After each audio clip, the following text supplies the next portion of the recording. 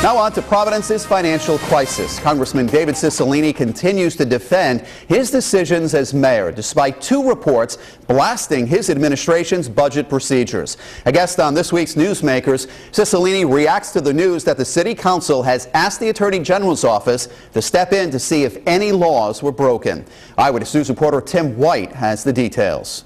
Congressman David Cicilline is making the rounds, defending his actions and pushing back at a report pointing the finger primarily at his administration for allegedly using less than transparent budget practices. Look, I think there's no question. On October 29th last year, then Mayor David Cicilline said the city's finances were in, quote, excellent financial condition. Two reports reveal the city actually had a $139 million deficit. When I made that comment, I used the information that was provided to me by my staff. But it's inaccurate, right? Now don't you know it's inaccurate? I think there is, if you look at the report that was released recently, there are things in that report which surprise me and which, if true, are very disturbing.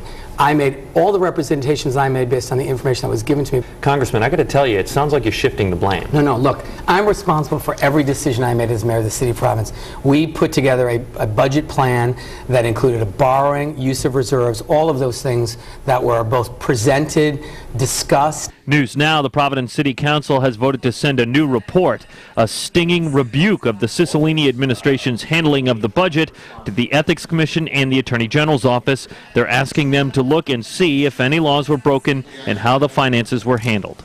Do you have concerns that any laws were broken?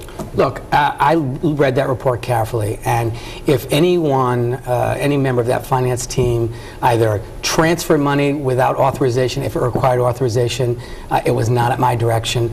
A spokeswoman for Attorney General Peter Kilmartin says the first stop for the City Council should be law enforcement, like the Rhode Island State Police, and not their office. And John Marion of Common Cause tells me the Ethics Commission is the wrong venue to figure out whether wrongdoing happened during the city's budget process.